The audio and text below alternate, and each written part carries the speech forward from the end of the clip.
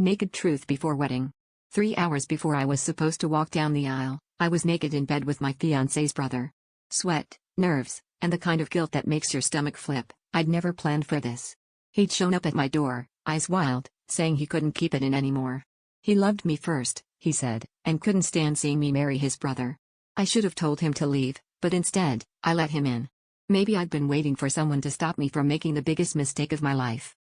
We didn't hear the front door open, didn't notice footsteps until they were right outside my bedroom. The door swung open and there he was, my fiancé, tux in hand, face frozen. I wanted to cover myself, but it didn't matter. The look in his eyes said he'd already pieced together everything.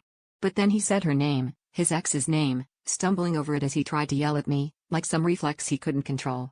It was like every wrong thing we'd ever done to each other was suddenly out in the open, ugly and bare.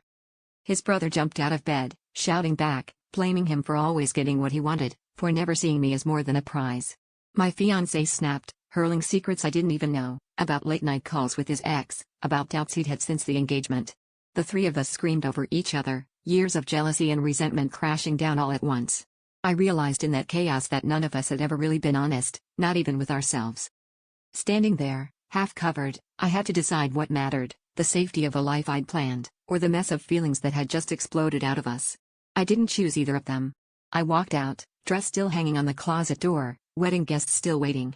I left behind the tangled lies and the versions of myself I'd invented for both brothers, knowing the real betrayal was how long I'd lied to myself about what I truly wanted.